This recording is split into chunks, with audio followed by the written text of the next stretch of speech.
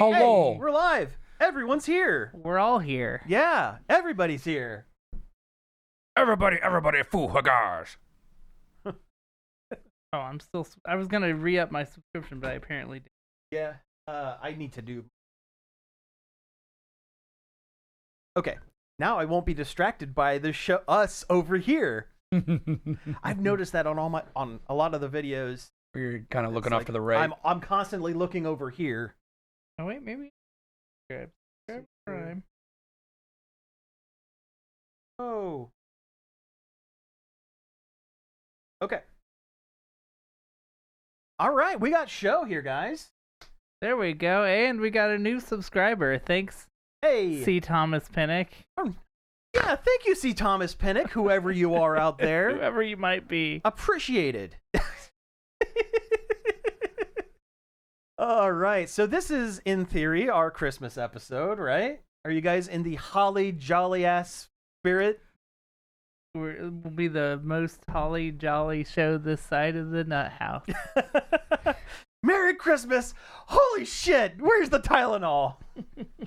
In this economy? We're gonna be the happiest bunch of assholes this side of the nut house since Bing Crosby tap danced with Danny fucking Kaye.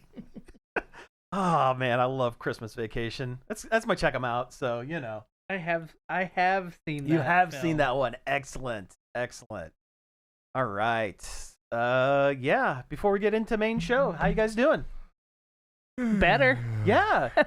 Yeah. You don't sound like you're dying. No, yeah, I was deathly sick for about 2 solid weeks. Yeah. That's rough. Was it just like a viral, sinus infection or something? Yeah, it was something like that. Yeah, Yeah. it was a lot in the throat. A lot of sore throat, headache going on, and Yeah? it just would not go away. Cough too. Anytime I would lay down, cough. Really bad. You had sinus drainage then. Yeah. It was all getting down in the lungs. The Several nights. breathy sacks. Several nights where I slept maybe 1 or 2 hours because I could not sleep because of the coughing. Yeah. No, I get that. Kind of how it was the last time I was sick. Like, I could not be drowning in my own gross. Oh yeah. The last time I had I think I had the flu last time I got sick, and it was miserable. One time I did cough so much I threw up, which I hadn't done since I got pneumonia. Since that time you almost died. Yeah. Yeah. God, that was a long time ago. Yeah, that was a while ago. It was like. But I remember I that. don't You even were like in wanna the ICU and everything, Yeah. right? Yep, Yeah. I was in the hospital for a solid month. Yeah. That was a long time That was ago. rough. Yeah. That was rough. Yeah. But anyway, we're not sick now. Yeah. We're not dying. We're not dying. I mean, this bit is dying, but we're not dying. Yeah. So we're gonna go ahead and do our show here. There it There's is. a sample. Nailed it. There's a sample for you. It It was like that, but louder and more. You know what? I've been looking into. They make XLR inline cough buttons that you can just press and hold down when you're coughing to kill your mic for a second and then lift up to unmute. I've been looking at them, but like cheapest one I've found is like. Oh, that's not And worth that's it. that's a lot. For a button. If I could, you know what? If I could find them for 30, I would get 3 of them. I'm and be surprised ready. you could Or if we made more money doing this, where that would. not be a problem. Yeah. Like and subscribe. Buy our merch at TeePublic or whatever. Hey, people! I get an alert about every 3 days for the slightly lifted art that I did for that one. A lot of people buy the Star shirt. I saw that because I get the staff Oh, you get email, that. so Okay, yeah. I So could then you see it. sell a kit. Yeah, Yeah, I'll get about once a week. I'll get someone who gets the Star shirt, and there for a while, a lot of people were getting the Spaceballs the T-shirt. In fact, I'm pretty sure when the new movie comes out, until it gets taken down, we'll probably sell a few of those. Let's go. Yeah. But that's not nerd shit. We're Hey, talking about kind money. of kind of is. Kind of It is. kind of is, I suppose. So, yeah, we're going to go ahead and start the show here. Just as a reminder, during the show, we can't really talk to chat. If you work something in naturally, awesome. Or if you say something, we could try to work it in naturally. And after the show, we'll kind of go back through chat and kind of Talk about stuff. Yeah. Probably about food because that's how it usually turns Yep. out. No, By the I time already ate dinner. I'm you good. already ate. Yeah, I made the mistake of not eating, so I will Me probably too. I will probably get a Hunger Bros. I'll do what I normally do is probably get a pizza after this and then pass out on my couch until 3 a.m. and then panic edit the show. Panic edit the show. Yeah. I mean, hey, I got a system. What can I say? If it ain't broke, don't fix it. We're professionals at this point. There can't be that much to edit. We've been doing this for. I don't want to think about how long Okay. we've been doing this for. A long Yeah. time. Yeah. Do you want the actual numbers? I know the numbers. No, I'm good. Okay. I do. You drop. Okay, Cody, cover your ears.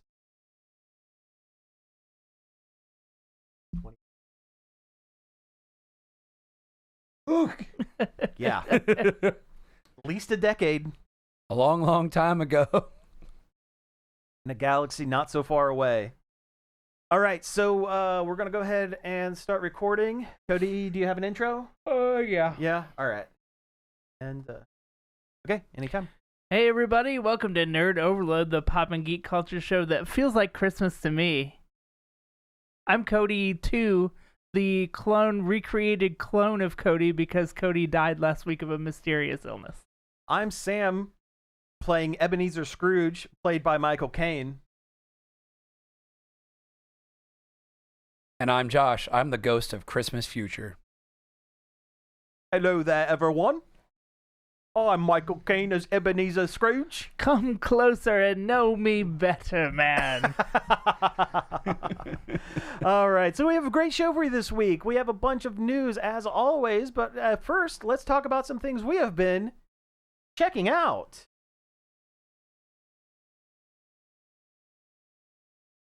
Check it out. Check it out!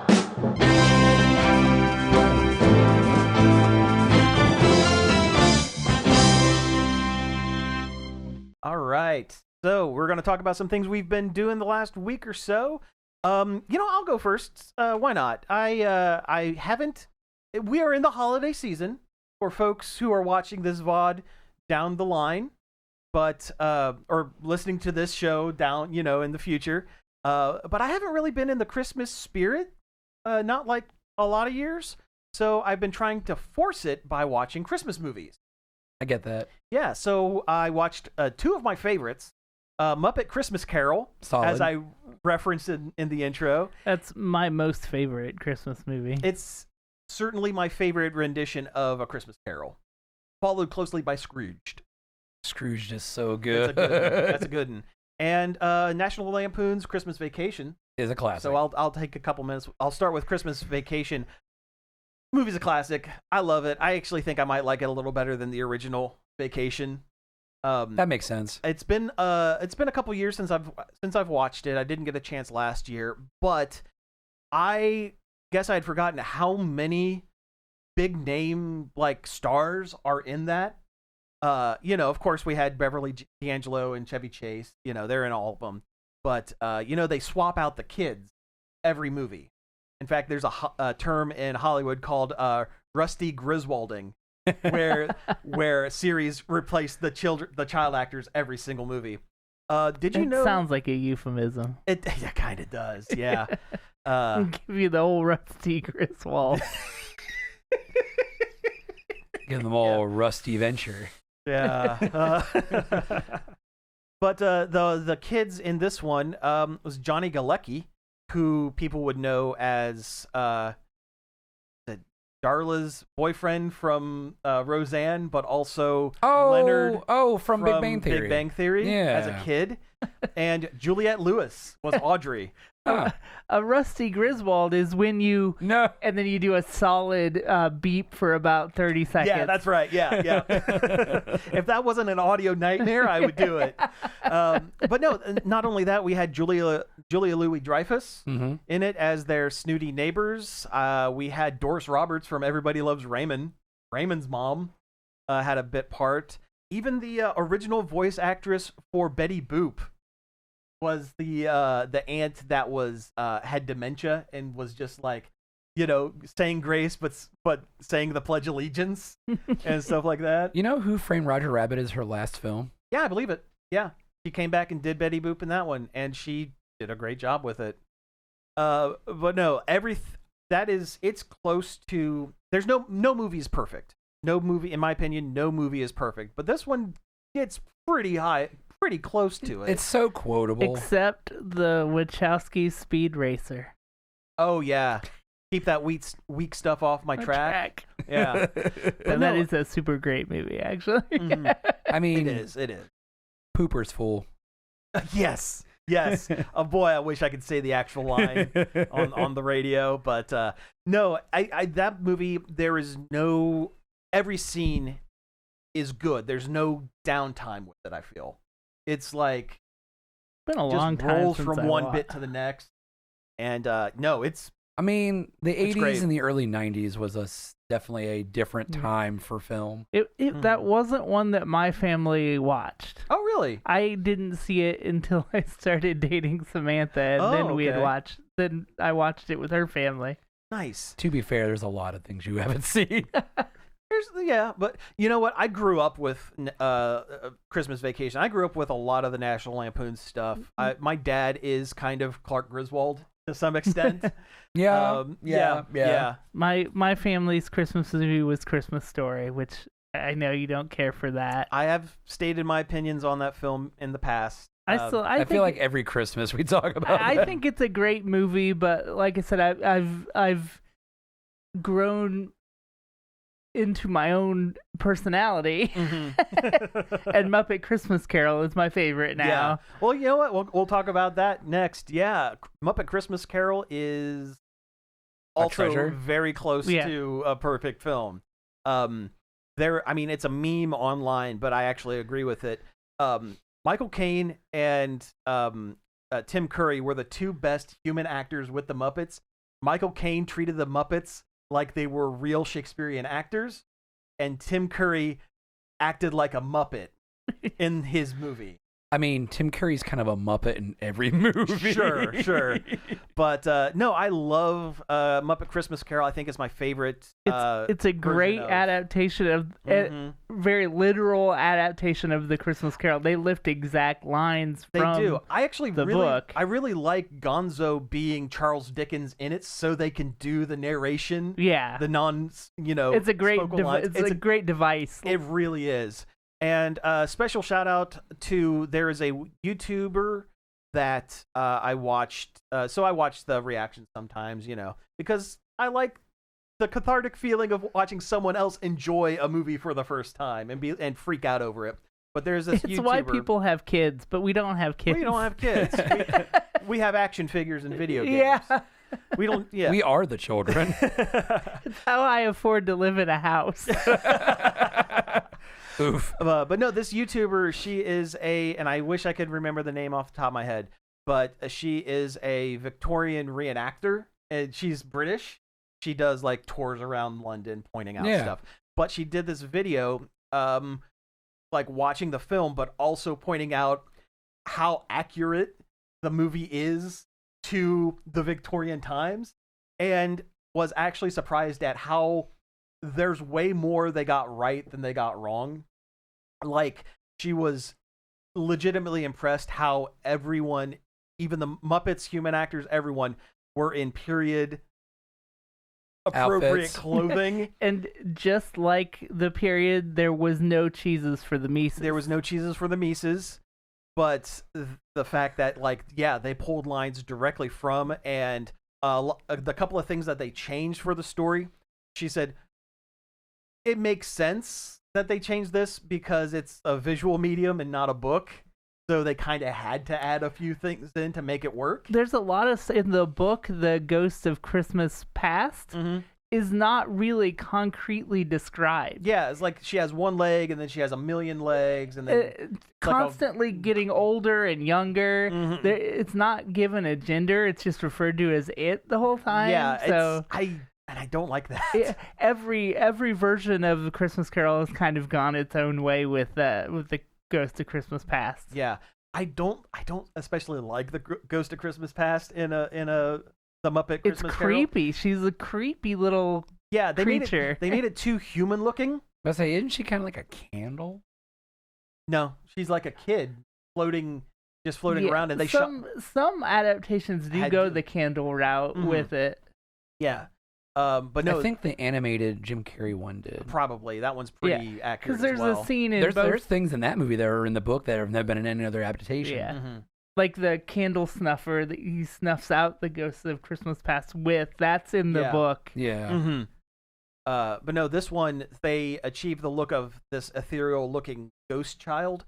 They filmed it in a pool, the Muppet in a pool, with a green screen behind it, and then superimposed that onto the film. Yeah.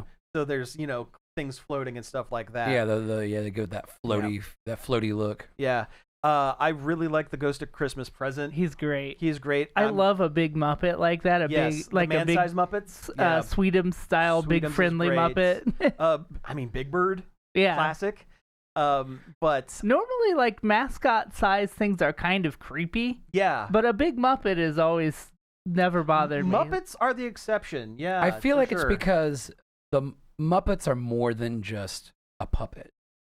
The Muppets are they're also Muppets. well, yes, Well, they can emote.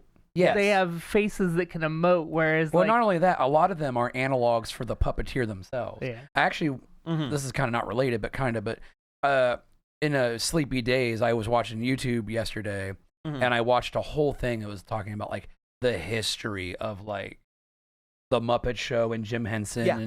and dealing with all the different puppeteers and everybody. Mhm. Like even when Jim and his wife became like estranged, he still called her in. Is this the Defunct Land? Yes, it was Defunct Yes, Land. that 5-part. It's like 4 or 5 parts, I think.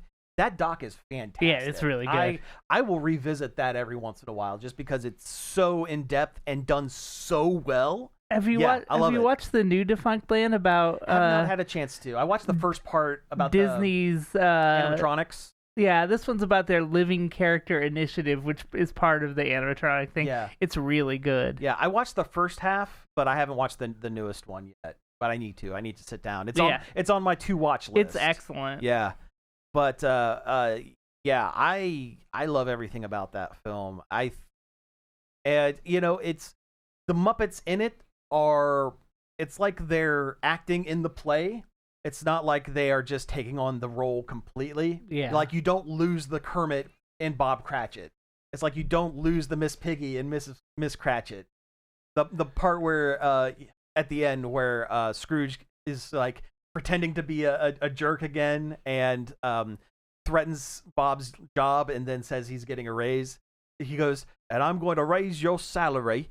And Miss Piggy says, well, I'm going to raise your boots right off this, right off the sidewalk. Wait, what? But yeah, I love that Your movie. Frank Oz is pretty close. Is it? I'm so Now you excited. sound like Marge. Yeah. I'm so excited for the Miss Piggy movie. Oh, that they're yeah. apparently doing. Yeah, that's going to be I didn't cool. know they were doing that. Oh yeah, it's Emma Stone and someone else are there I think producing Jennifer it. Lawrence. Jennifer is Lawrence are producing producing it. Yeah, so it's going to be great. I think it's going to be. Is cool. that why Miss Piggy was at the Game Awards? Probably. Probably. That's probably why they picked specifically her. Unfortunately the weakest part of the Game Awards.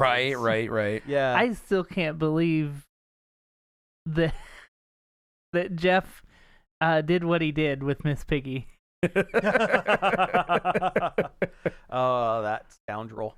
I liked their little song. It was The cute. song was good, but the bits leading up to the song. Oh, yeah, during the show, Oh, it was those cringe. were Done really better. bad. It was horrible. Especially going off of last year with Statler and Waldorf. Oh, Statler That was Waldorf the was the best. Best part of it. Because they Absolute best part. They tore him to shreds. They Yeah. were surprisingly poignant with their barbs. Mm-hmm.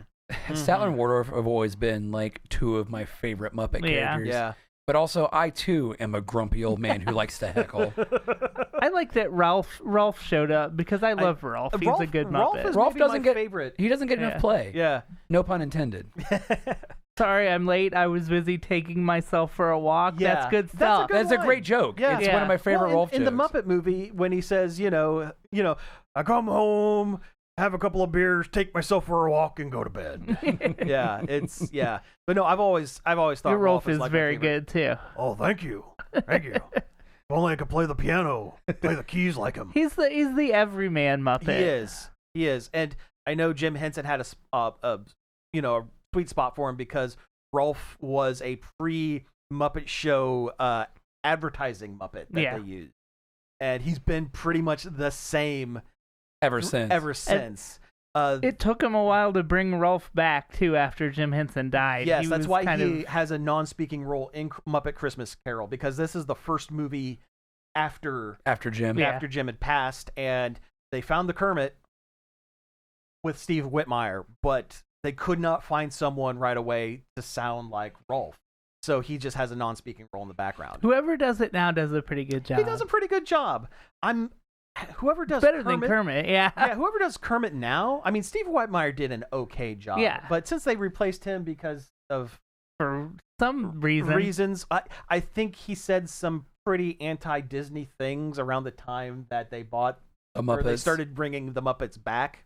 Because Steve Whitmire was the voice in the Muppets like sitcom show. Yeah.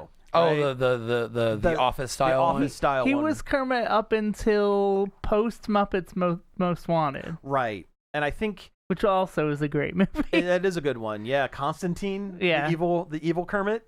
No, I think he said some anti-Disney stuff, and Disney was like, "Well, bye. Can't have that." Yeah, can't be besmirching us. And now Kermit sounds weird forever. Yeah. You just kind of have to accept it that different people will play different roles and things will be a little different. Sure. I mean, I would rather have a kind of weird sounding Kermit than no Kermit at all. I totally agree with you. Yeah, if I would, I'll accept a weird sounding Kermit because I love the Muppets, but yeah. And his Kermit singing voice is better than his Kermit speaking voice. I agree. Because when they did that during COVID, they did him singing Rainbow Connection. Mm-hmm. It sounded great. It was pretty close. Oh yeah, it was good. It was good. Yeah. Well, for some reason, singing always kind of masks imperfections of voices. I mean, it's how, you ever listen to a British singer and a lot of times their accent disappears when they're singing, unless it's like a real thick Cockney kind of situation. That's like what I always said about Ozzy Osbourne. Yeah. Can't understand a damn thing he ever says. Until he sings. Yeah. I think he was putting a lot of that on for the show. I think too. so. I mean, it's because around the same time he played a role in Brutal Legend. Mm-hmm. Yep. And you could 100% understand him in that. Oh yeah, part of it was the bit. But, yeah. Was it you went to him to upgrade your car? I think. Yeah. Yep. That's a good. There were a lot of rock legends in that game. That's a good game. Well, Lemmy's in it. There's a petition to have the game remastered. I'm surprised they haven't. They own the rights to it. Now. Yeah. Well, Jack Black is such a gamer these days. I'm surprised he hasn't tried to push for a sequel. A sequel to Brutal Legend. It would take Double Fine 8 years to make that. Yeah, that's true. I played their new one, the Lighthouse one. Yeah. It's really gorgeous, but ultimately, like, I thought it was kind of boring. Like, I get what they're doing. It's beautiful, and the puzzles are kind of neat, but, like, I just couldn't get into it. There was nothing to grab onto other than well, it looks neat, and you're a lighthouse. I don't know. That's okay. I know the one you're talking about. The lighthouse that walks around. Yeah, the lighthouse that walks around. Mm-hmm. Yeah. I just couldn't get invested in it for some reason. Yeah, you'll have that sometimes. Sometimes good studios put out okay games, or make bad decisions with generative AI, which we'll talk about later on in the show. Double Fine, of course, did not do that. They would never. No, Double Fine, they would never. It's someone else. We'll get to it. That's called a teaser, my friend. Okay, so that's basically what I've been doing. Oh, last thing with the Muppet Christmas Carol. Did you know that the original script that Jim had written, the ghosts were going to be played by known Muppets? It was going to be what was it?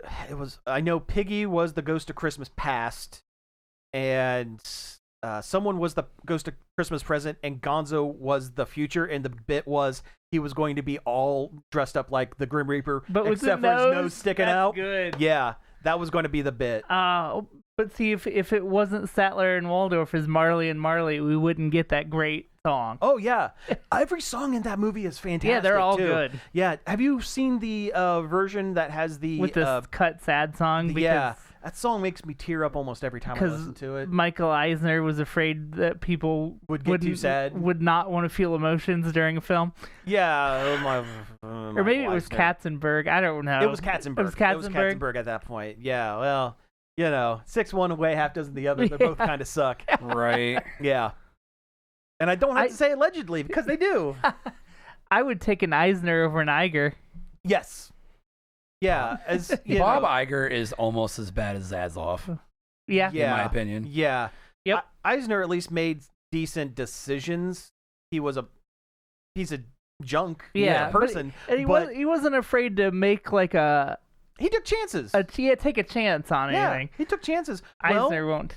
Eisner was a big part of bringing the Muppet Show over to the U.S. when it was when the show was originally shot in the UK and was syndication, because they didn't have like a network set up. It was like, okay, go to the network and buy this thing. And Eisner was like, yes, I love this. Let's do it. Let's put it on ABC or whatever. And he was a big part of bringing it in. Well, you watched the doc. They mentioned it, right? I'm not sure if I got that far. Okay, I think I was like episode 3 or something. Yeah, I don't think I got out of the first episode. Absolutely watched the entire thing. I was kind of like half asleep. Yeah. And YouTube was just kind of playing. The funeral bit will destroy you. It will. It absolutely will. But it was really, really well done.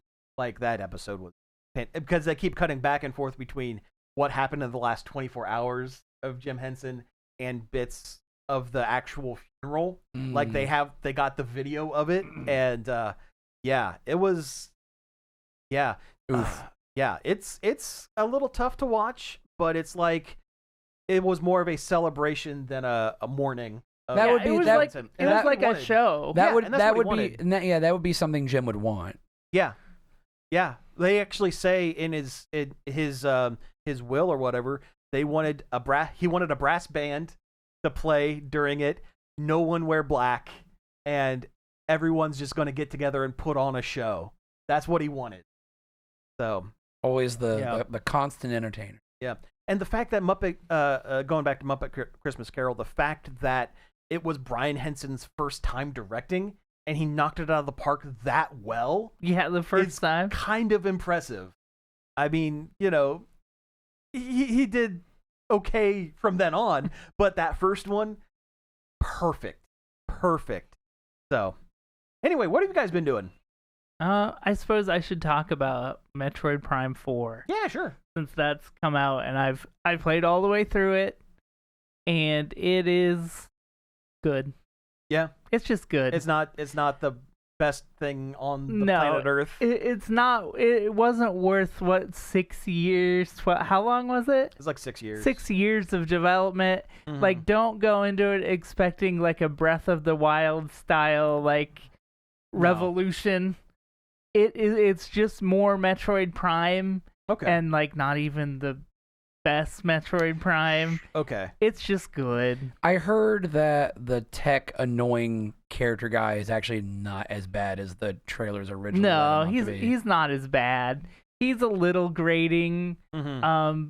But eventually he's not there very long, and he doesn't after you drop him off at the place he stays the whole game. He doesn't hardly chime in much anymore after that. Okay. It was weird when they announced that there was going to be some nerdy talking guy that was going to be with Samus, but I didn't hate the idea.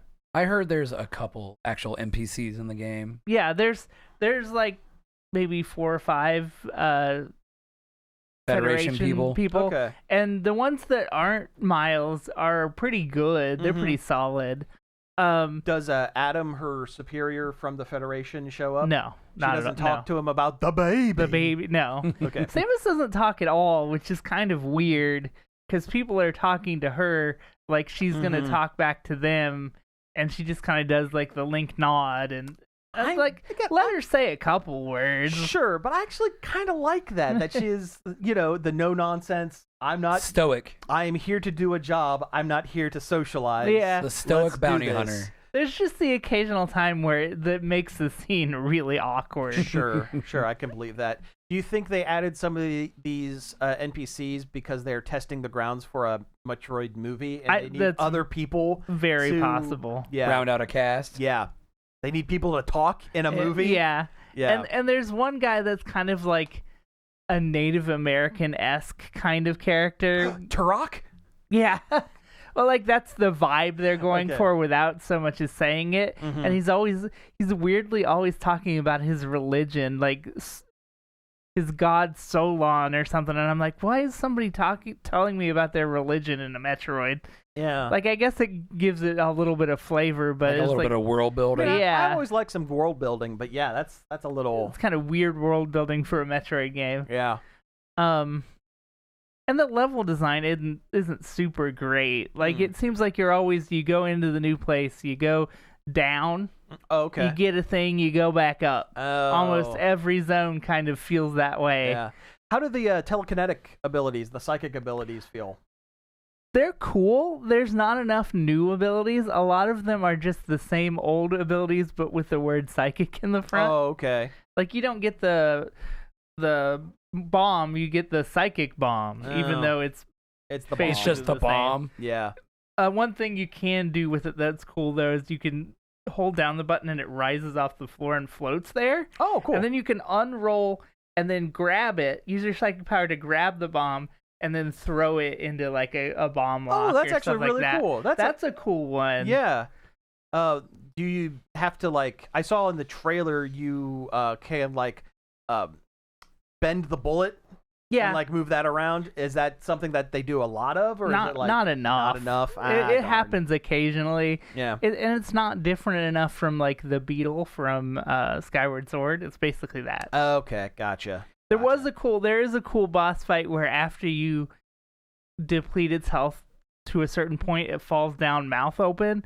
And it took me a minute to realize, oh, I have to shoot the guide shot in its mouth and then you guide it down its throat to hit the part in the inside. That's kind of Which a is cool pretty idea. cool. Yeah, that's a cool idea. A big part of the plot is that Metroids are fusing with the boss monsters, and I'm like, why can they do that? When was that a thing a Metroid can do? Yeah. And they don't really go into it why it happens. It just does. Huh. Because there's got to be Metroids in the Metroid game, I guess. I guess. Because otherwise there wouldn't have been any. Yeah. Although, really, the only Metroid that's in Super Metroid is the baby. The baby. Well, no, there's regular Metroids. I guess near the end. Yeah, because Yeah, they've cloned the baby. Right, that's right. Yeah, that's right.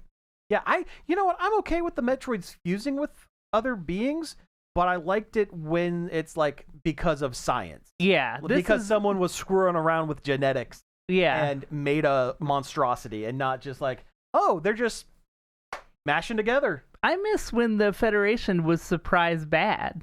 Yeah. Because in Metroid Fusion, that's the big twist the at the end, is the Federation is cloning Metroids. Yeah. Like a Wayland Yutani kind of thing. Yeah. But they don't... Now it just seems like the Federation is just all good guys. They're just there. Yeah. Yeah. Again, maybe they're setting up for a movie or something and they need to be like, hey, these are our background characters. Don't worry about it. They're fine.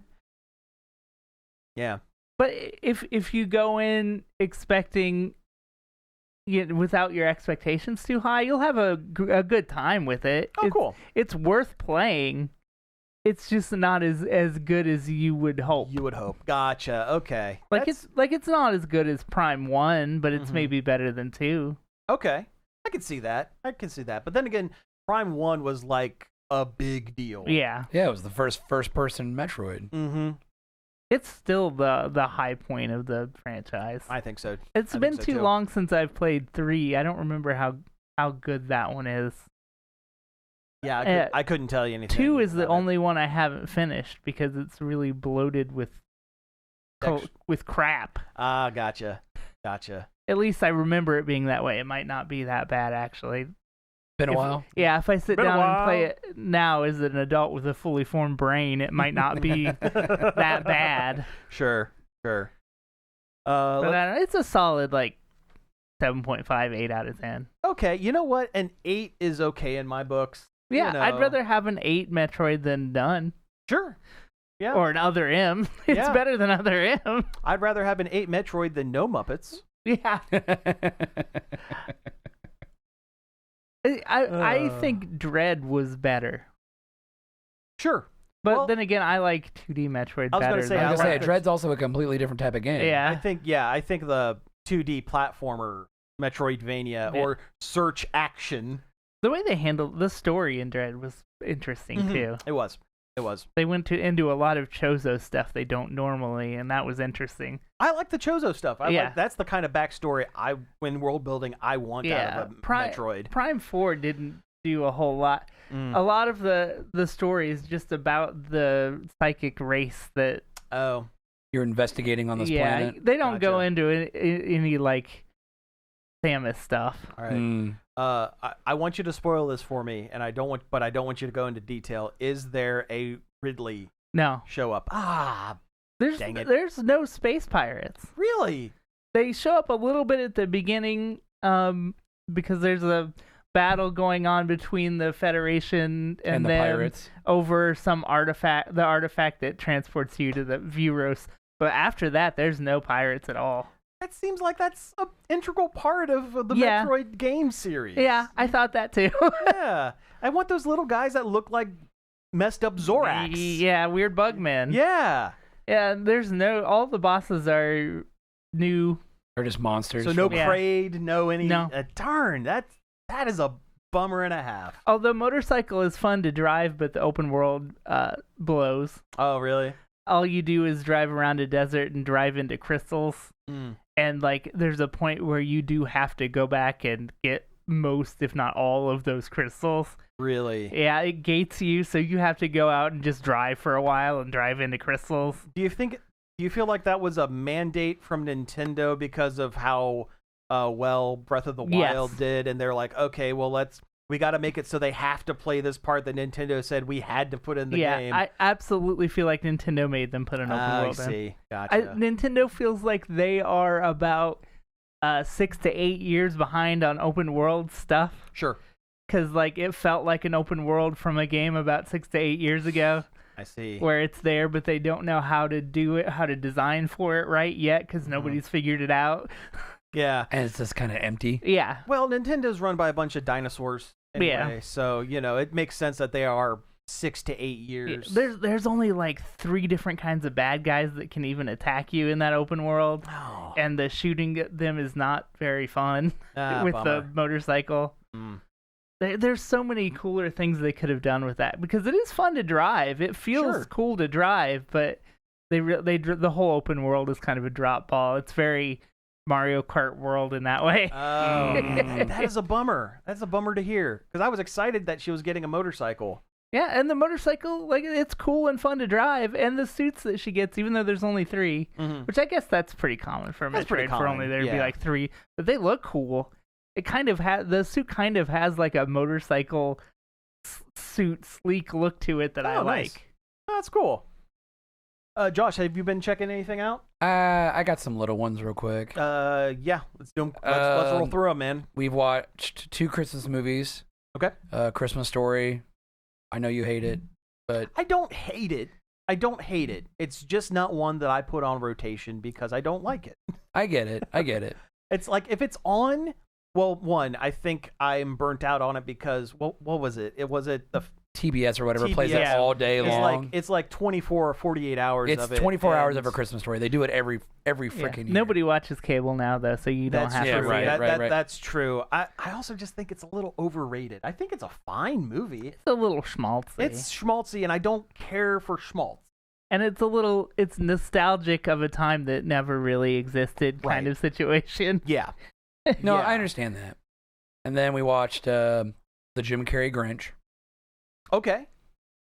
which It's been It's fine. enough time I since saw I've it in watched that. theaters, and I did too. I thought it was fun. We had it on VHS, but I never. It was fine.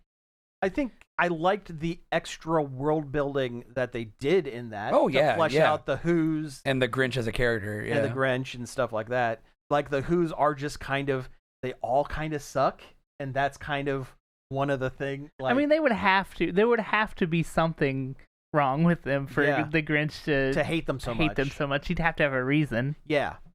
Other than just being a miser. Yeah. But yeah. And also Christine Baranski as the hot Who.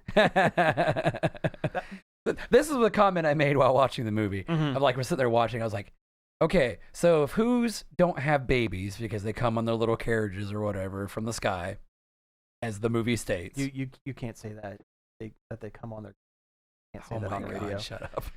But That one's for streaming only. This is a family It's show. a family show. But like they don't biologically have babies. They just show up in baskets. But it's like, but other than that, everything else they do is like, they just come off as like just. They're just jerks. They're just horny monsters. Yeah. They're hedonistic. They are. Like when the Grinch's like moms or whatever are like reminiscing about when he showed up as a baby. They're literally having just a drunken. Aren't they having a key party? Yeah, they're having a key party. They're having a freaking key party. I have completely blocked that part out of my brain. Yeah, they're having a key party, Yeah. and they're all throwing their keys in a bowl. I guess it's been so long since I've seen it. I never clocked that. Interesting. They look like Githyanki. They do. Yeah. Yeah. What? How do they look like Githyanki? Tiny nose. Yeah. Haven't you seen what's her name from Lae'zel. Baldur's Gate? Lae'zel. She's got the Oh. tiny, She's like got the upturned tiny upturned nose. Lae'zel looks like what if the Grinch made it with a Who? Yeah. Yep. Because she's green and she has the tiny nose. And she hates everything. Also, the fact that they just kind of they never address it, but the Grinch just kind of has just superhuman strength, even as a child. He's got cartoon strength. Yeah. He does. He really does. He has enough strength to do whatever the scene requires of him. Yes. Okay. Anything else? I started playing the remaster of BioShock. Good. Okay. I forgot how much I love It's a BioShock. great game. As long as you're not playing Infinite, we're good. Infinite's still a good game too. It's just Yeah. the worst of the three. It's the It's worst still of the good, three. but it's Yeah. the worst of the I've three. never played Infinite, and I never finished 2. 2 is great.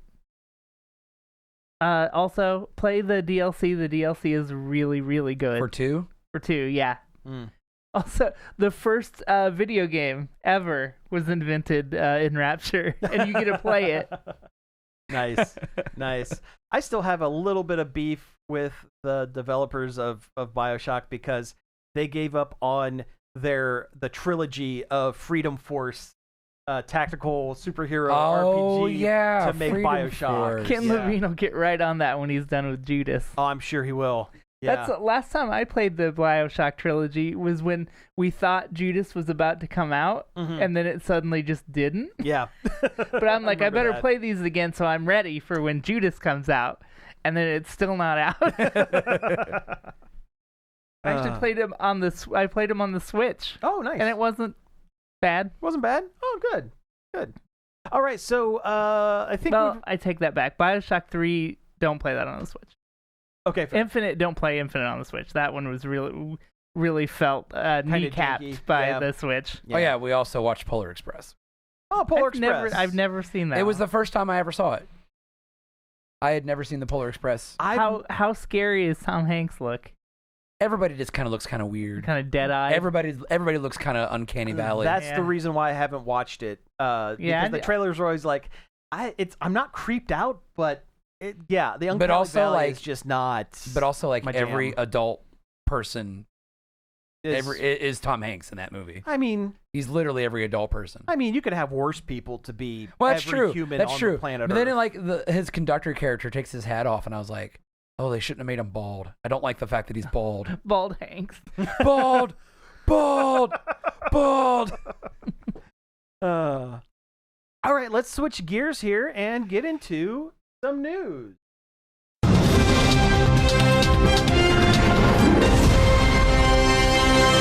Christmas edition. edition. Christmas edition. There's Although no Christmas None news. of the news is Christmas related. Not a single one. Oh, ho, ho, ho, you didn't. Although the return of the Muppet Show is certainly a gift. It is. Yes, it's a gift for everyone.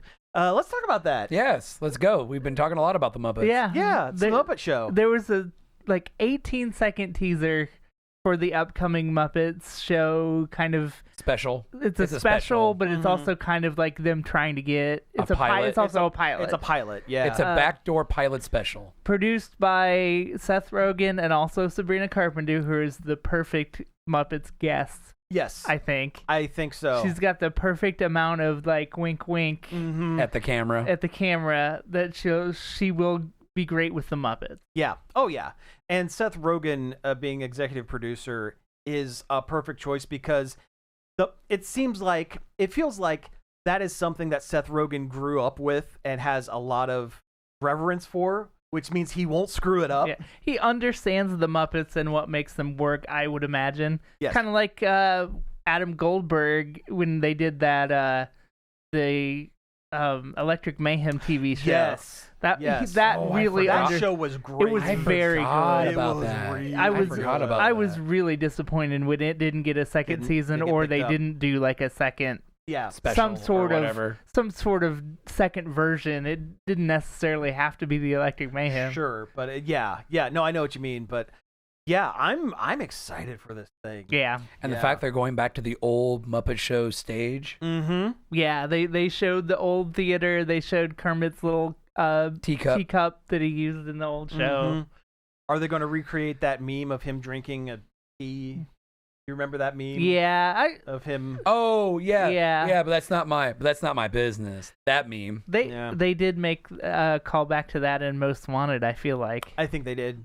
Yeah. but it's done. That would It's a have been. That done would have joke. been. Okay, well, then they don't have to do it That, again. that would have been. That would have been prime time for that meme. Yeah. Yeah, it would have been of the time. Because Sure. those were back when the memes were great. I Mhm. feel like every time a new Muppets thing comes out, people go, "Why isn't this just the Muppet Show?" I Well, want now to it's see the just Muppet the Show. Muppet. Now it is, and I hope it works. I really do I too. hope they just do it as a variety show too. I hope they don't try to like just Give let it a story. yeah, just let it. Well, there can be an overarching story in the theater, per but also episode. Yeah. just like make sure there's just musical numbers and fun Yeah. puppet stuff that also happens. yeah. They always forget about that part. make it SNL, but the Muppets. Yeah, like, there because was that's al- kind of the bit. There yeah. was always just like songs and bits in there Yeah. that weren't necessarily part of the plot, but they were fun. They were fun. I loved Pigs in Space. Pigs in space. I liked Veterinary Hospital. Veterinary Hospital was really good too. Yeah. When they did a callback to that on the Muppets sitcom, that was the best. That was good. I was so thrilled to see it. Man, I should go back and rewatch the Muppet sitcom. I love Part of that me show. wants to, but part of me feels like I'll just get mad that they canceled it again. What was the doc's name? The male pig's name? Link Heartthrob. Link Heartthrob, I think was his Yeah, name. because Link, because like Sausage Link. Sausage yes. Link. Yeah. But no, we got a teaser for that. We actually got a teaser. Link Hogthrob. Hogthrob. That's it. That's sounds what it I like is. no, there was a dirty. pun in there, There was but a what pun. was it? No, Yeah. it was Hogthrob. That's That the one. sounds so dirty. Yep. Yep. It does. It really does. That name does not hold up. No, No. they didn't call it a hog in the 70s. So. No. But no, there were actually a lot of teasers and trailers. Gonna derail the whole show. I'm sorry. Yeah. I'm sorry that I broke you. We're just gonna do 20 minutes of Link Hogthrob jokes. laughing at Yeah. a name that sounds like a Wiener. yeah. Yeah. So there was a teaser for Avengers Doomsday, kinda. Sort of. It's like 10 seconds, but it's pretty. I mean, it's pretty. Basically, important. it says that Chris Evans is coming back as Captain America. They don't say Captain America. They say Steve Rogers. Yes, they say Steve Rogers is So coming he may back. not be Captain America. Well, no, they might call him something else. Maybe he'll be Nomad. Nomad would be a good one. Although they kind of did that in the first Avengers Endgame or Infinity War. Oh yeah, because he wasn't with the U.S. government and his suit was mostly like Black. dark blue and black and silver. Yeah. Yeah. I just, When he had the Wakandian shield. I feel like his story is done. Yeah. Like, I feel let like it it is be. too. I'm hoping it's like maybe 1 or 2 scenes showing Doctor Doom going back in time and like interacting messing with stuff. but otherwise there's not much of him in it. He passed the torch. Let him pass the he passed torch. Yeah. torch. I feel like, and this is me being yeah. I feel like this is and this is me being a conspiracy brain. This movie is going to be the reason why the universe is reset and we have new actors playing original part, like Existing Iron Man, characters. Yeah. Captain America.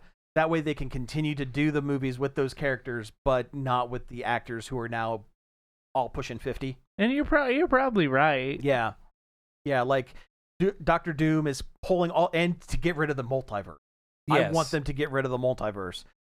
My theory is it's Doctor Doom is bringing everybody from the multiverse. Everyone is here, and then he creates like a big bang to put Clap all when of them you together. see them.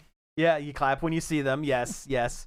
Everyone shows up and it says, "Hi, I'm back for a cameo," and then steps aside, and the next one comes in and says, "Hi, I'm here for a cameo."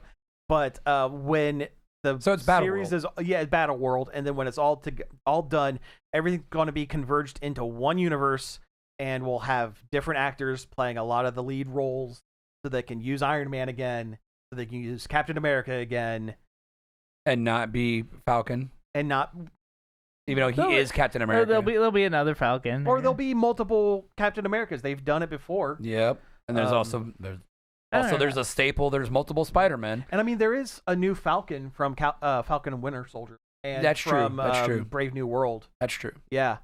I never watched Brave New World. It was fine. It was just fine. I feel like I should be excited for this, but I'm just not. I'm well, not either. the burnout is real. The burnout has been set for a while. Yeah. Yeah. I felt a little burned by Fantastic Four. I was just like, this is just okay. I still haven't watched Fantastic Four. The last Marvel superhero movie I watched, I think, was I don't- Wakanda Forever. Technically, Deadpool 3 is a Marvel. Oh yeah, well yeah. film. Deadpool Wolverine was the last one I watched Superman just like rebooted my expectations. of Yes. superhero It's films. like, this is so good. Like, why aren't the Marvel movies this good? Like, Yeah. Well, the magic sauce is James Gunn. yeah. That's true. Yeah. That's true. Speaking of the DC universe, we talked about this last week, but But Cody we didn't wasn't get here. your reaction. Yeah. to The it. Supergirl trailer. Looks- What do you think? Looks great. I'm excited for it. I Mhm. hope it carries the same magic that Superman did, even though James Gunn's not directing this one. He is producing it though. Yeah. And it looks like Guardians of the Galaxy. Yeah, it does. So Plus, we're getting Jason Momoa as Lobo, the one role he's actually built for. actually built for. Yes.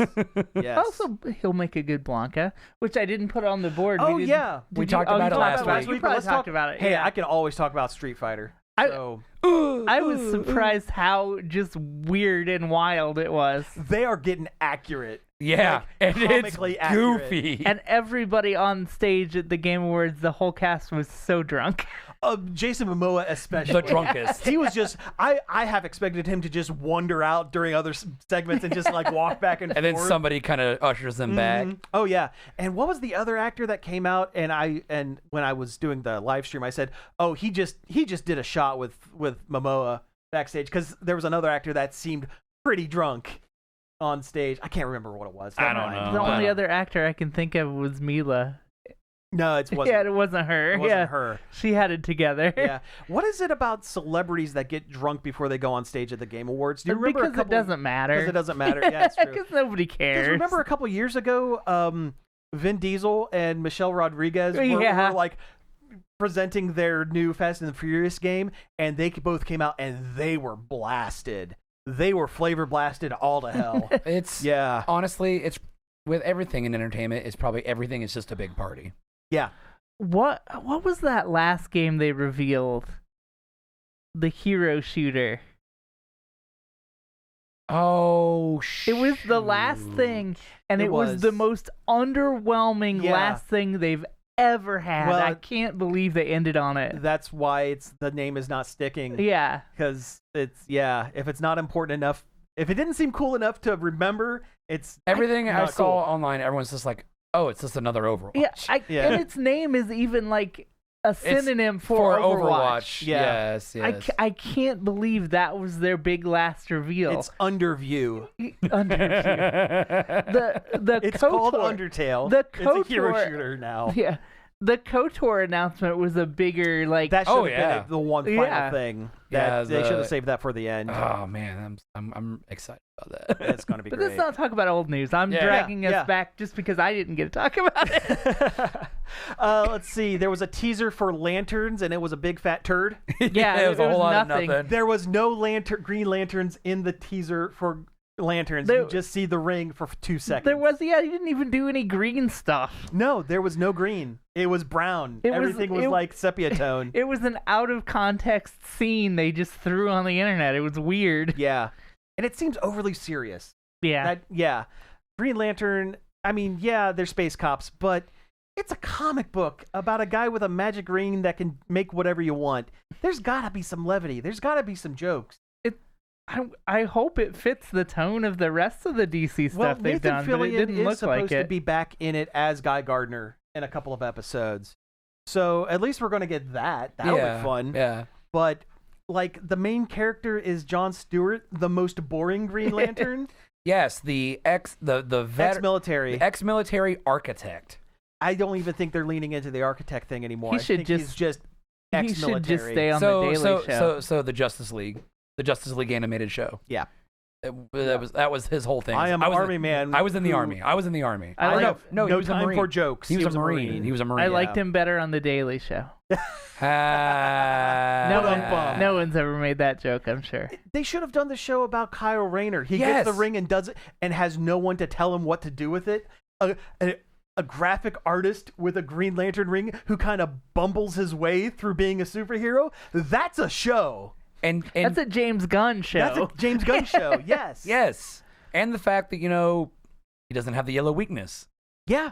He was the first Lantern who didn't have it. Mm-hmm. Did we talk about how good Peacemaker was last season in the finale? We talked about it while the show was on, but we didn't really talk about it. It was so good. It was really good. People were down on that last episode, but I thought it was great. Well, there's a reason people were down on it that I can't talk about on radio, but we're going to cut this out because some people are Nazis now. Oh, that's true. And they didn't like the fact that they were making fun of Nazis, which is something that you should always do. That, and I think people got hyped up that there was going to be some ridiculous cameo in the last episode, and there wasn't. And there wasn't. And I don't care. I like those Peacemaker characters enough that I just want more of them. I don't care if Superman shows up. Yeah, it might be neat, but not what I came in for. Yeah. No, you don't need it. I mean, if you wanted to put in some other B, C tier. Like White Rabbit. In that first episode. I kept expecting her to show back up, and she never did. Yeah. I was expecting her to have some kind of important job in, like, the parallel Earth. The Earth X, if you will. They should have put her in the, like, working at the firm at the end. I forget what the firm was called. I forget what it was called, too, but they should have done that. Yeah, they should have gave her a job at the end. Yeah. Be a good come around, call back, and she gets some justice for them being mean to her. Mm-hmm. Yeah. Let's see. Some other stuff. Jessica Jones has been confirmed to be part of Daredevil Season 2, the second Season 2. Good. The Daredevil show is good. Yeah. Daredevil was great. I think Jessica Jones was the next best Netflix show. I mean, Luke Cage was also good. Luke Cage was good. I think I like Jessica Jones better. Mm-hmm. Yeah. Yeah. I like Kristen Ritter, and I liked that David Tennant was the Purple Man because he's a good actor. Creepy. Yeah. The fact that, like, when that show came out and everyone was still on the David Tennant is the best doctor of all time it was Super Who-Lock times. Yeah, it was still the Super Who times, and the fact that he made all the Whovians so uncomfortable as the Purple Man, and everyone was losing their minds online. I was like, excellent. Because not every supervillain needs to want to blow up the Earth. Sometimes they're just real skeevy. Yeah. Sometimes they're just really evil in a really uncomfortable way. They're just creeps. You know what I liked about Luke Cage is they handled his power set really cool and made him look so cool. Yeah. If you remember, and if you notice, we're not talking about Iron Fist. And that's the way it should be. For the best. Yeah. There was one more trailer for Jimmy, the Jimmy Stewart biopic, Yes, which I originally thought was not going to be very good. But no, that trailer It was a actually pretty looked really solid good. trailer. Pretty solid. And Archie can do the voice. Yeah, he's doing the James Stewart voice just enough to make him recognizable, but not going overboard and making it a cartoon. Yeah.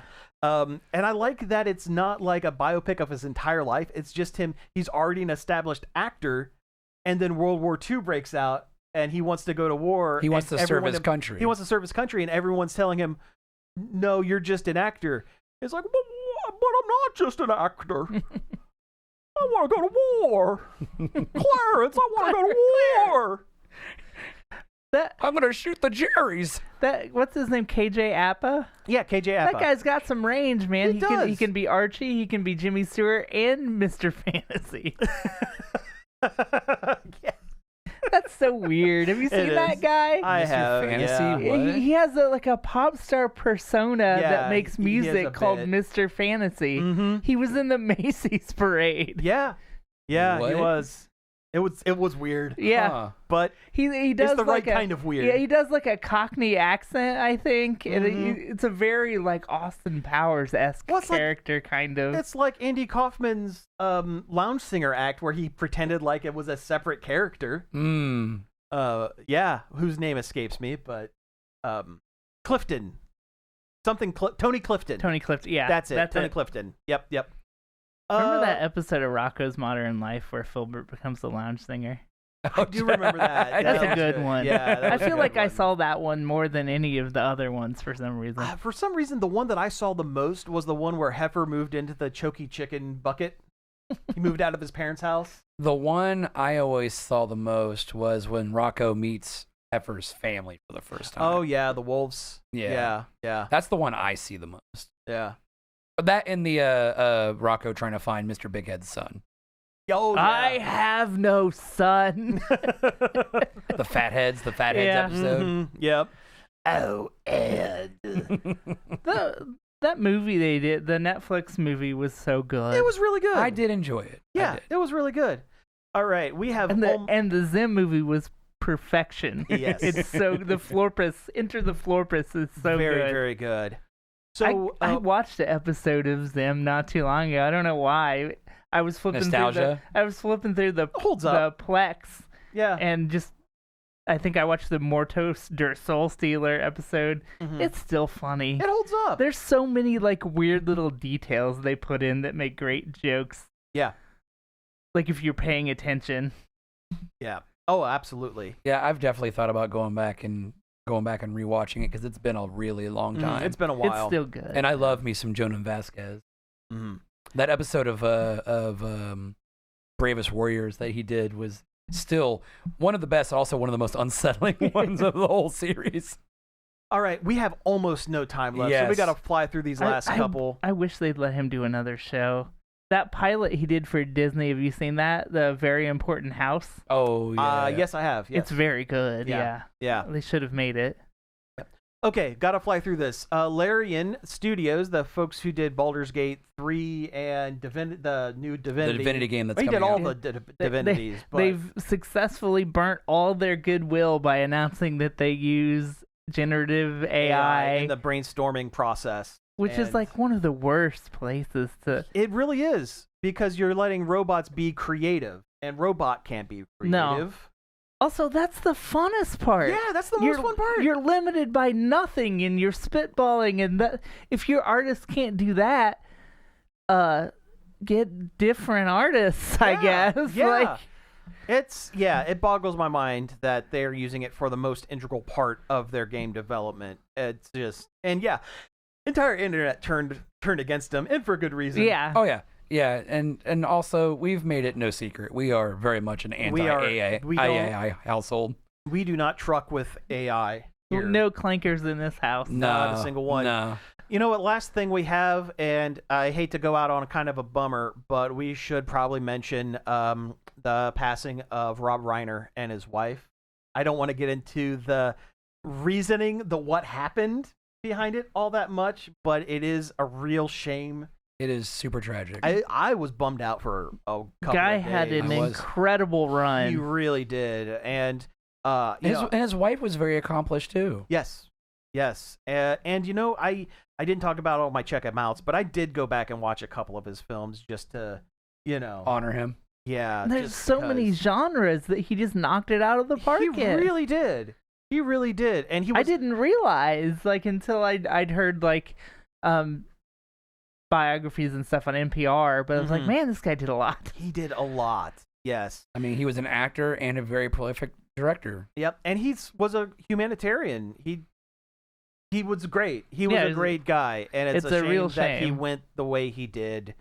And I feel for most of his family. There's one specific one that I don't especially feel for, but his other kids, I feel for him, and but it was a shame. It was a shock. It was. Oh yeah. It's like what is going on? What is going on this planet? Why is this happening? But yeah, it was a shame, and yeah. Spinal Tap and When Harry Met Sally are two of my favorite movies. Princess Bride is one of my all-time favorites. Yeah, it's the all-time. Yeah. Classic. I know he's in Sleepless in Seattle. Did he direct it too, or did he just star, or did he just act in it? It wouldn't. I'll put it this way: it wouldn't surprise me if he directed it, because I know he's like Tom Hanks' best friend. Mm-hmm. Well, the Sleepless in Seattle has some DNA of When Harry Met Sally. Yeah, it does. It really does. So yeah, it would not surprise me. But again, hate to go out on a bummer, but but he was very important to the industry and our formative years with a lot of his works. Absolutely. So I mean, it would be dishonorable of us not to talk about it. When I was a kid, I watched All in the Family reruns on TV Land on Nick at Night. Yeah, and he was great as Meathead. Oh yeah, his Archie's daughter's husband. I guess when he was hired for that, he thought it was going to be like a 1 or 2 episode thing. He didn't expect the show to go on, and was kind of locked in because he never wanted to act. He really wanted to just direct and write, but he's like, I need to get into Hollywood somehow. And they want to hire someone that kind of I fit the bill for, so I'm going to try it. But no, it's a real shame, and sorry to see him go. But that's about it for the show. We have hit time. So thank you all for tuning in. You've been listening to Nerd Overload. You can find us each and every day over at nerdoverload.com, where all of our socials live, like Facebook and Blue Sky and all that. Yep. You can email us at staff@nerdoverload.com. If you find any news stories you'd like us to talk about or your opinions on anything we've talked about on the show, let us know. You can give us a call on the Nerd Overload hotline. The number is 412-345-1413. Leave us a voicemail. We'll play it on the show. Yeah, leave a voicemail. I'm tired of sending myself a voicemail to keep that phone number going. I even have a reminder on my phone every Friday to send a text message to myself, basically. Yeah, you can find all of our back episodes on various podcast apps, including Apple Podcasts, Spotify, Amazon Music, and YouTube, where all of our Twitch streams go up there eventually. And watch us on Twitch. Watch us on Twitch. Fridays, usually sometime after 6:30. Yeah, tune in. Come see how the sausage is made. Come see how the Link Hog Throb is made. And finally, I'd like to thank Parker for helping us find some news for the show. Thank you, Parker, and David Pencil for our intro and outro. So again, thank you all for tuning in, and we will be back next week. Well, not next week. We're going to say that we're back next week. Good to be back, everybody. Pizza out.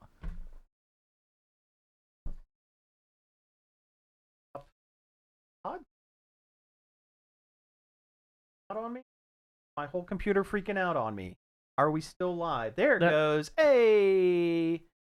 Is my whole computer freaking out on me? Save. Yes. Please. Oh, God. Please. Please save. Please save. Oh, please shit. Save. Oh, fuck. Oh, shit. Oh, okay.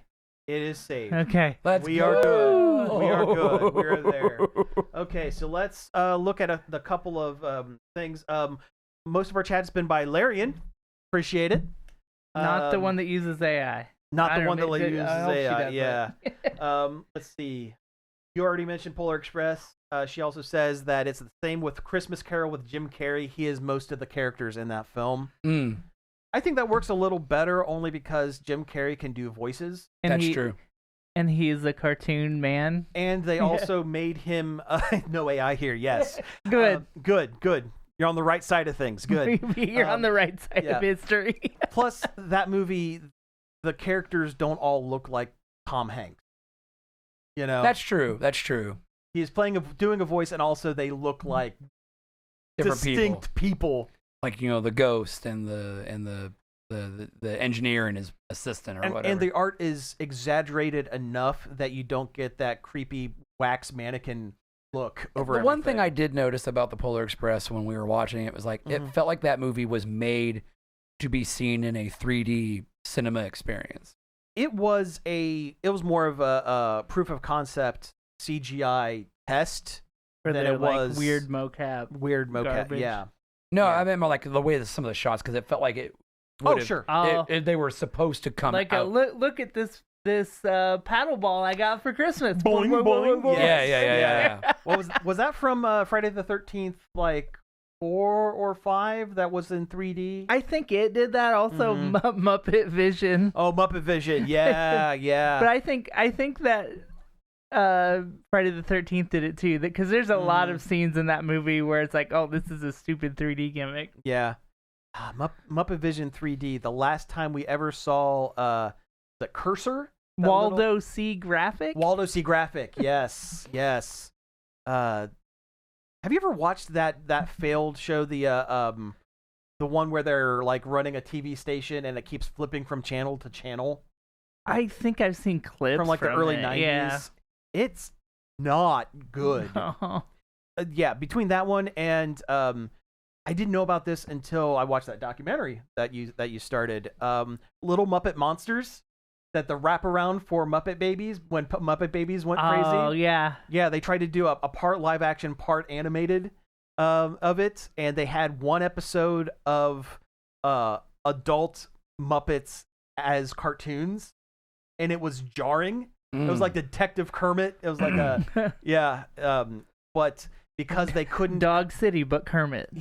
Yeah, right. Yeah, kinda actually. But it was because of the way the contracts were written and like the SAG Actors Guild were, they couldn't use the Muppet voice actors in the animated segments. So it was really jarring going from a Kermit that sounds like Kermit to a Kermit that sounds like Dave Coulier. Oh. Yeah. But they actually repurposed a couple of scenes from that for the last episode of Muppet Baby, because they go to the fair in one spot, they go see a movie, and it's adult Kermit and Fozzie detectives, which was from Little Muppet Monsters. Honestly, the only episode of Muppet Babies I really remember was their Star Wars one. Oh yeah, that show got away with so much license. Oh yeah, they had properties. They had a full ass Star Trek one too. Mm-hmm. They had a video game one And where it's because Gonzo was dressed like Mario. And it's because everybody loved Jim Henson so much that that they were like, yes, use our products, do it. Well, that Gonzo played Pretendo instead of Nintendo. Yeah. But they got as close as they could, probably. Yeah. This has been the Muppet Cast. This has been a Muppet Cast, but nothing I'm wrong with good that. with it. I could talk about Muppets all day. I could too. Yay! I love in the old the original Muppet movie when they pick up Gonzo and he goes, I have a dream too. I want to go to Bombay, India to become a movie star. And Fozzie, asks him, well, don't you want to go to Hollywood? He goes, yeah, if you want to do it the easy way. And I didn't realize when I was a kid, but now he's talking about Bollywood. Yeah. He's talking about being in a Bollywood film, which is kind of great. Could you imagine like him like being in like some like Bollywood action movie, but then he's got all his like chickens behind him and like doing the dances and stuff? Yes. This... I can picture that, and I want to see it in real life. They did the same joke on that very Muppet Christmas movie where they're trying to make a show for a Christmas show in the theater, and Rizzo runs into a wall and hurts his nose, and it starts glowing. And then Gonzo's like, "I've got a great idea. We should do Rizzo the Snow Rat." and Kermit goes, "Wouldn't you rather do Rizzo the Red-Nosed Reindeer?" And then Gonzo's like, "Well, sure, if you want to take the obvious way." Yeah. See, I like those jokes, though. Yeah. That's good. I like those jokes. It's textbook Gonzo. Honestly, for the longest time, I think Gonzo was my favorite character. Yeah, me too. Yeah. But also, he's the weird one. He's the outlier. He's the weird one. Yes. He's the weirdest of a group of weird people. He's the weird guy that the weird people go, Yeah, oh. Though the movie about him trying to find his origin was... I do not like Muppets in Space. You don't like Muppets I in watched Space? it not too long ago. I thought it was okay. It's fine. I never liked it. I want Gonzo to be an enigma. I don't want to know that he's an alien. I don't want to watch a movie with Hulk Hogan in it. That too. Unless it's one that's making fun of Hulk Hogan. I will say, as I was younger, Suburban Commando was a movie I Well, watched a sure. lot. I mean, yeah, But also it was on TNT all the time. You didn't know It better was. at the time. I didn't know. Yeah. I did not Yeah. know better at the time. I didn't know how awful of a person Terry Belay. is. Don't they Yeah. go back on the fact that Gonzo they take it back? I think at the end, very though? end Yeah. they roll it back, but like, I don't need to know that. I mean, they repurposed a bunch of the old Frackles from the Great Santa Claus Switch. That's how they got Gonzo. Yeah, he was that's one of the. Yeah, they He's just like picked a little guy in random a one. box. Yeah. Mm-hmm. Yeah, because they were like forcing the puppeteer, like the puppet maker, Dave Goles, to be on screen. Jim Henson was like, "No, you're good actually. Have some self, you're good. Don't be sad about yourself. Here's Gonzo. Be on the show," and kind of forced him to do it. He's one of the fewer OGs that keeps showing up that too. keeps coming up. Yeah. God, the Muppets are great. Muppets are great. Can you imagine if Jim Henson hadn't passed? What would the Muppets landscape be like today? Disney would have got him sooner, for sure. Yes, Disney would have got him sooner, but with Jim Henson still helming it, Yeah. I'm sure That they would have deferred a little more to his process. Yeah, that was a big part of the deal, was that Disney got Henson too. Yeah. He was the big draw. Not exact. The Muppets were a bonus. Were a The big bonus. draw was to get big creative like Jim Henson in there to almost be the new Walt Disney. Yeah, because he was so excited about working with the Imagineers. He wanted to come up with rides. He wanted to come up with stage shows. He wanted the whole 9 yards, like Jim Henson would. Yeah, I think. And he had the creative brain To do it. really save Disney from its predicament it was itself? in at the Yes. time. Yes. And still kind of is now. Mm-hmm. Yeah. I don't know if things would be much different, but the Muppet output since the Dark Times would have been a little more solid, Yeah. If you know what I mean. Have you guys ever seen Meet the Feebles? The No. Peter Jackson low budget spoof? No, but I know what it is. Oh, it's nasty. Yeah. I don't like it. I watched it thinking that I would be like, oh, they're making fun of the Muppets. That's kind of fun. No, it is gross as hell. Everyone sucks. I still can't believe they referenced it on the Electric Mayhem know, show. right? I can't believe they did that either. Yeah, but no, I watched it as a early adult, let's say. Which would And be the prime time to watch it. And for some reason, like South Park, they does a lot of the same jokes, but South Park works, and I hated Meet the Feebles. South Park doesn't always work either. It does. Well, no, it doesn't always work, but for that time period, it did more good than ill. I tried to get back into South Park for this current season, and Yeah. there was a couple bangers at the start, but they really They couldn't couldn't farted them out. yeah, a little bit. they couldn't keep it up the momentum. Yeah. I think they should stop. I think Matt and Trey should stop killing themselves over South Park and slow down and just make good movies again. Make good movies. Do another play. Yeah. Do another musical. mean, kind of pull like a Seth MacFarlane and step way back. Yeah, Or Just show up to do voices. just cancel.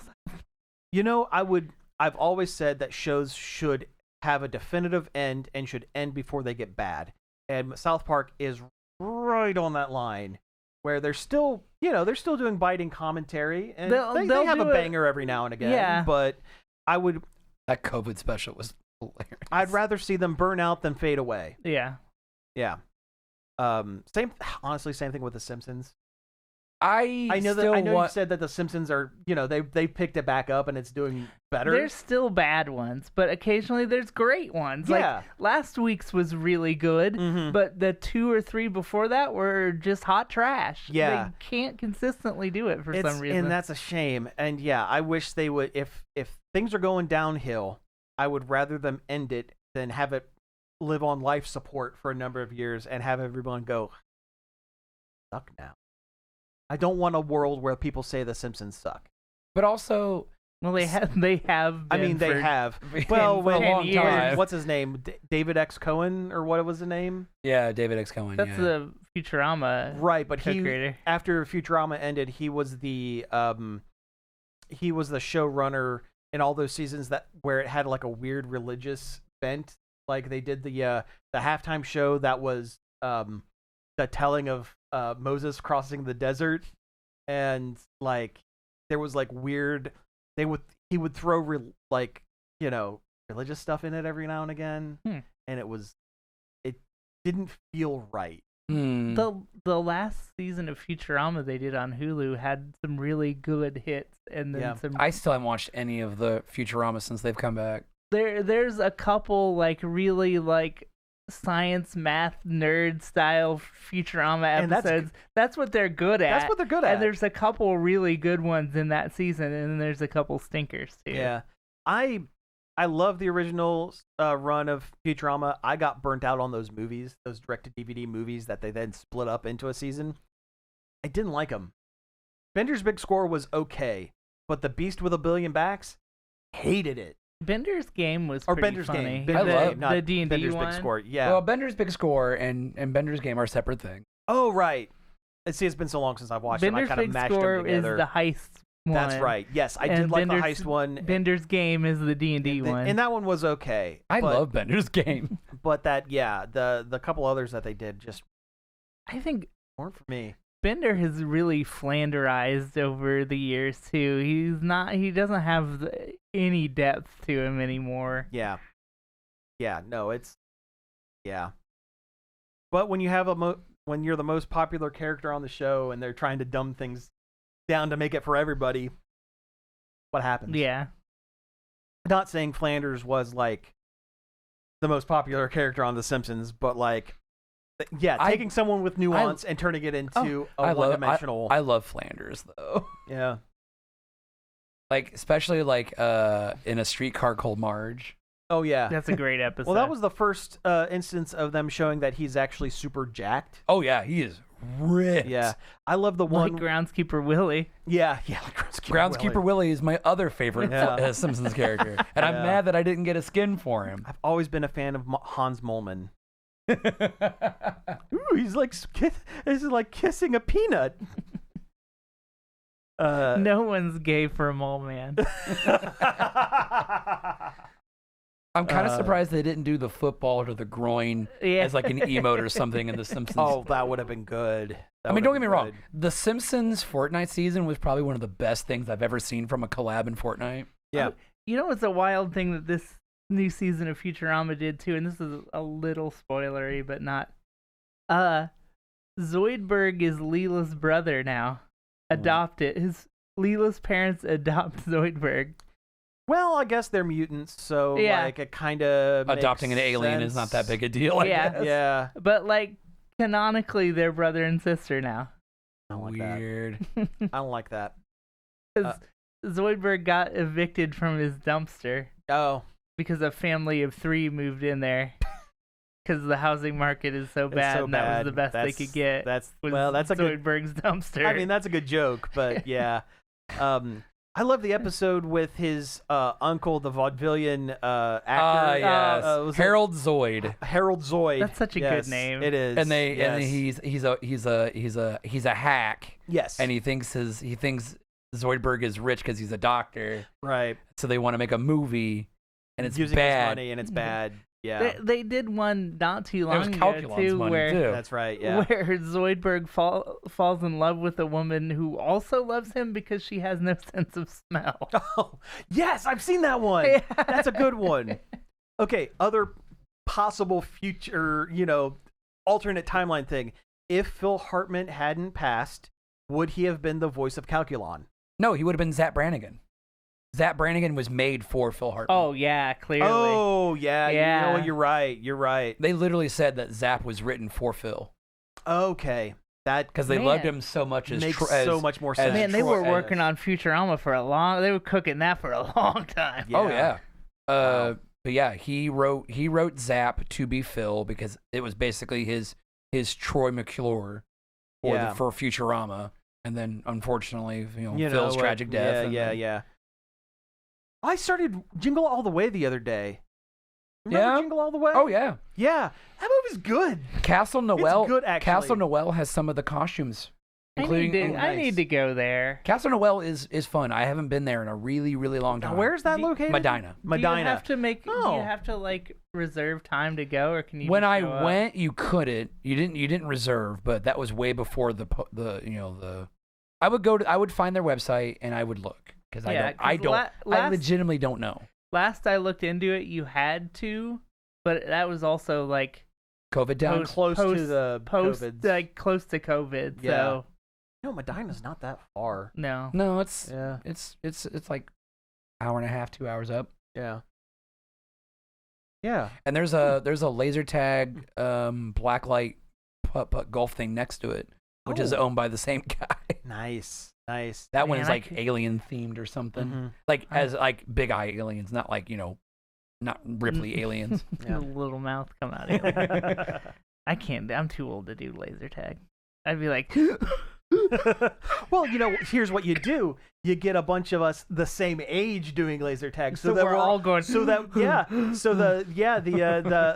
everyone has the Or you just stand under a chest high wall and do the naked gun. yeah. Hide your sensor and just shoot it. I don't know if it's still open or not, but there used to be a Nerf battlefield in just south of Polaris, Oh, the Coliseum X. something like Okay. that. Yeah. Yes. It's off 23. Yeah, it's like right there, just used to past be a Lizelle Road. The Comic Town that was by Yeah, and there used to be they a used to move costume there. shop there too. Mm-hmm. Yeah, it Yeah. was Comic Town, and there used to be a big box store there. That was Yeah. Yes. it was The OG. It clearly used to be like an Anderson's or something. or something like Yeah. that. Yeah. Yeah. And was I think a Big Lots at some point. Yeah. We Now sh- nowhere's the Big Lots. We I should know, right? do a Nerf thing or a laser tag. A bunch of elderly people go to laser tag. And it's not like paintball. Yeah. Yeah. I want to play a game of shooting each other that doesn't hurt. Oh, I watched the goofiest movie I think I've ever seen the other night. Okay. It A was goofy called- movie? No.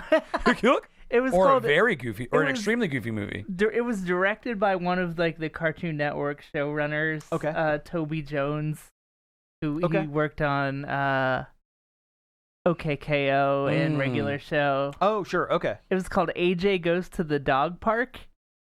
And I've heard of this. it's about a guy who lives a very average life and he's very happy about it. It's like he wants for nothing Mm-hmm. but to go to his easy job and then go home and Live watch- his easy life. and watch YouTube on the couch with his two chihuahuas. Oh. And he takes them to the dog park only to discover that it's been replaced by a blog park. Oh. And it's the dog park, but there's desks with computers on them. And he's so mad about it, and he wants to get the dog park back, and he goes to the mayor to try to get it back, and then it's a series of... And it's so goofy, it's almost like Zucker-esque. Oh, really? in that it tries to make a gag out of every scene and every line read, and it's like one of those, but also also cartoonish, and also just like joyous. It's like a happy Zucker. Okay. Okay. Yeah, I'm in for that. So that not like good. exploding kittens. No.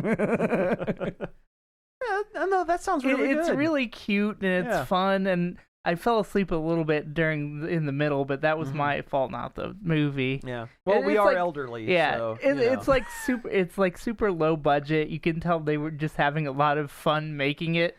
Yeah. It takes place in Fargo, North Dakota. Nice. There's a. It's on Tubi, so you don't even have to pay anything to watch it. Before you said the Zucker Brothers bit, it almost sounded like an episode of Tom Goes to the Mayor. It kind of has those vibes. Has that vibe too. A little bit. Yeah. There is a. Oh shoot. Oh, I know. Now I remember what I'm talking about. It goes totally off the wall too, though. There's like a 15-year time skip. Oh, really? And like a giant kaiju battle at the end.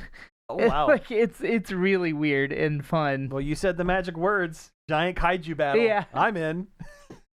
But I saw an article today that J.G. Quintel has another project coming out on top of his regular show. Yeah, because they're bringing regular show back. Yeah, regular show, cool. The Lost Tapes. But this one is about like magical girls or something. It looks kind of goofy and weird. Kind of excited for it, actually. I wish they wouldn't have canceled Close Enough. I thought that was I know, really, Close Enough was so really good. Yeah. A lot of Simpsons DNA in Close Enough. Like LA hired a lot of Simpsons people, which I need to watch. I need to watch the new Gumball series on Hulu since they brought it back, and I really enjoyed the Amazing World of Gumball. Is that the one The where blue cat, the little blue cat and the goldfish kid? Oh, that one. What's the one? Chowder. Chowder's the one I'm thinking of. that little purple boy. Robble. Yeah, with Schnitzel. Rada. Rabba. Is Hamburger. Is the hamburger. Yeah, you're thinking of Schnitzel, who's voiced by John DiMaggio. John DiMaggio. You're right. I learned the other day that the Hamburglar's full name is Hamilton B. Ergler. I like that. That's what I said. I like that. That is a good funny stretching out of the name. That's very good. Charles Entertainment Cheese. Is he like the second or junior or something like that? I thought his brother died in the war. Esquire. His brother died in the war. Put some respect on his name. They should call the current version of him the second, and then canonize the Top Hat cigar one as the original. As the original? Yes. I love how nasty the old Chuck E. Cheese is. He looks like a creep. He's a creepy, filthy rat with a cigar. He looks like something out of Meet the Feebles. Yeah. But no, Hey, welcome to my child casino. Yeah, come in and eat some shitty pizza. Just ignore that all the pieces are a different size. The crust is cardboard, but shh, don't tell anyone. That'll be just our secret. Yes. Fiber's good for you. I got a real discount. Come spend $20 for 2 tickets so you can get an eraser. You can get our straight to VHS Christmas special that's not animated. I watched a YouTube video the other day that was like the worst Christmas specials. And there's a Chuck E. Cheese one that is just basically storyboards.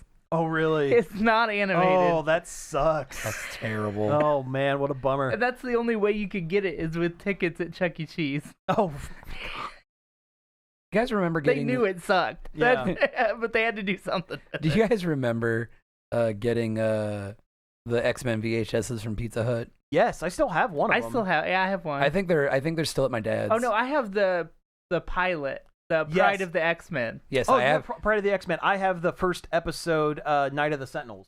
I have both. Morph! Morph! I think I got Pride of the X-Men out of one of those Scholastic book order forms they used to give out to kids. Nice. Yeah, because it's like the TV show, but a little bit different. Yeah, well, that's what the arcade game was based off of, was Pride of the X-Men. That's why Colossus and Nightcrawler and Dazzler are there, because they're in that episode, which it's on the Plex in the specials folder of the X-Men animated series folder. So if you ever want to watch it, I wonder if it's that there. that VHS is worth anything. I'm sure someone would. Someone would buy it. Hey, get a hold of Matt I have that. I have from the. Subculture. I have the Yes. 2 episodes of Battletoads on VHS too somewhere. Nice. I bought it from that short-lived DVD store in Delaware. Oh yeah, I remember that place. Yeah. I think that's where I got my copy of Earthbound too, for $60, which was a lot then, but it's worth a lot more now. Yeah. Was it in box or not? No, No. it's just loose cartridge. I remember Earthbound being at the Marion Meyer when I was a kid. Back when the toy section wasn't in the back of the building, it was like that weird section off to the side. Yes. Yes, it was on the left side of Meyer. Yes. Everything was in a glass case, Mm-hmm. and the demo thingy was like way up here. You were like breaking your neck. Break your neck I to have watch it. I have the GameCube. I have the Meyer kiosk GameCube. No kidding. Really? Yeah. No kidding. That's when awesome. they got rid of it, I asked my boss. I'm like, can I have that? And he's like, yeah. That's He just let you awesome. have it. Yeah, you just let me have it. I have a kiosk disc for it too. Really? Oh, that's cool. What color is it? Black. No, that's really cool. That's actually the only GameCube I have that works. My original one doesn't read discs anymore. Oh, bummer. But the one from Meyer that ran constantly for 4 or Years. 5 years, that still works fine. Hey, that's an industrial grade GameCube right there.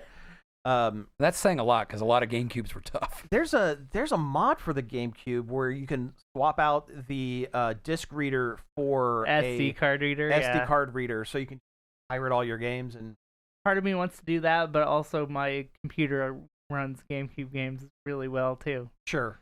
Dolphin is a great emulator. It works. Oh, it's great. Yeah, but like, if you want things running on original hardware, Yeah.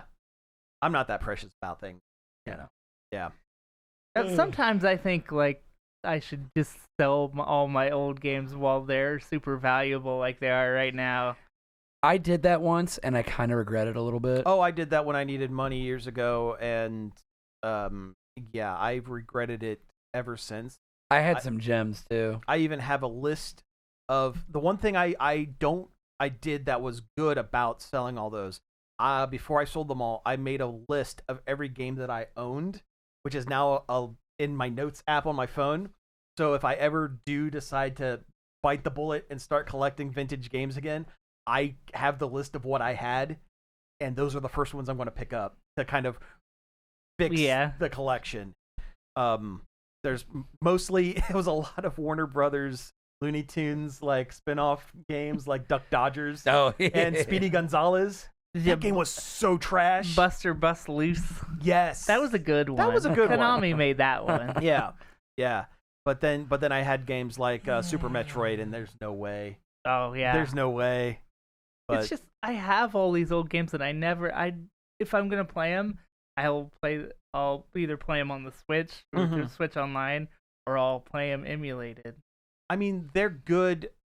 If I were to replace all of them, yeah, I can emulate them so much easier than getting the carts. But like as set dressing for videos, Yeah. yes. it would be cool to have some of those back here. That's why I had Takeshi's Challenge on from the NES.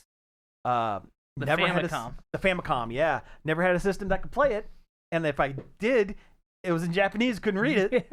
But I had it. I have a Famicom now that works. Oh, nice. I had one for a long time and I just didn't mess with it. Mhm. And shortly after I moved and I was going through all my stuff, I sat down and I got it working. Nice.